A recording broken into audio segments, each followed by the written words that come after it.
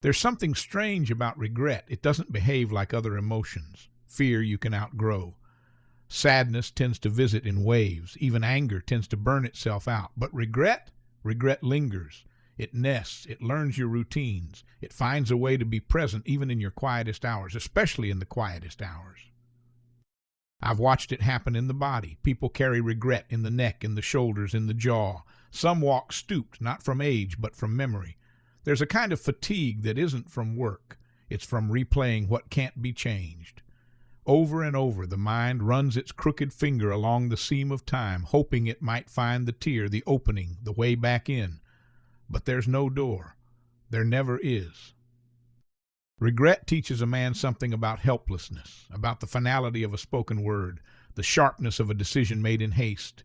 It's an education no one asks for, but nearly everyone receives. And the worst part is this: regret is not about what happened.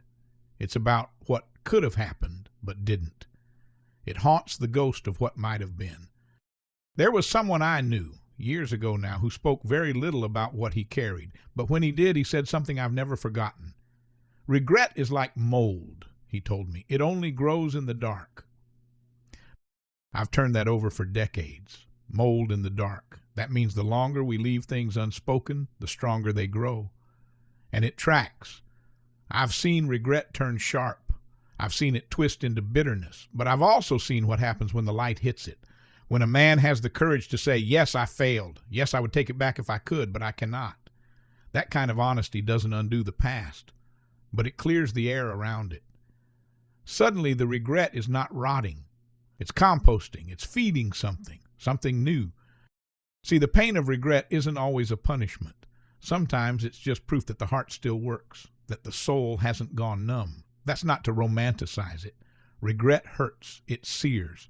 But I've come to believe that it also refines. It turns a loud man quiet. It makes a careless man precise. It calls out a different kind of living, one that is slower, more aware, more reverent. But that only happens when the regret is named, when it's looked at plainly.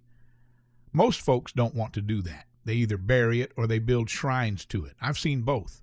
Some bury regret so deep they forget it's there, but it shows up in other places, in avoidance, in addiction, in coldness toward others. And others do the opposite. They idolize it. They turn regret into identity. This is who I am, they say, as if their worst moment had the final word. But neither path leads to peace. The third way, the way I try to walk, is not to erase regret and not to worship it, but to carry it honestly, to let it sit beside you, but not speak for you, to treat it as a companion who doesn't get to drive the wagon, but is allowed to ride. What does that look like? It looks like making amends when you can, not just saying sorry, but changing the pattern. It looks like writing the letter you never sent. It looks like showing up for someone in the way you wish someone had shown up for you. Regret doesn't always get resolved, but it can be repurposed. There's one more thing I'll say, and it's this. A man cannot outrun himself. Whatever happened, wherever it happened, it travels with you. The goal is not escape. The goal is transformation. And that's hard work, but it's holy work. Sometimes people ask, will the regret ever go away? I tell them no, not always. Some things stay with you, but their weight changes. A pain that used to knock the breath out of you can become something you carry in your pocket. You still feel it, but it doesn't control the weather anymore. You learn how to walk in the rain. There's dignity in that.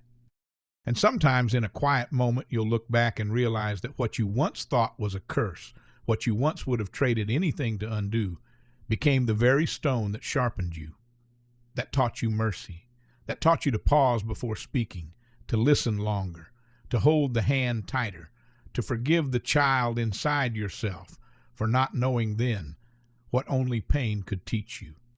That's the slow alchemy of regret. And though it's never sweet, it does eventually leave behind a kind of gold.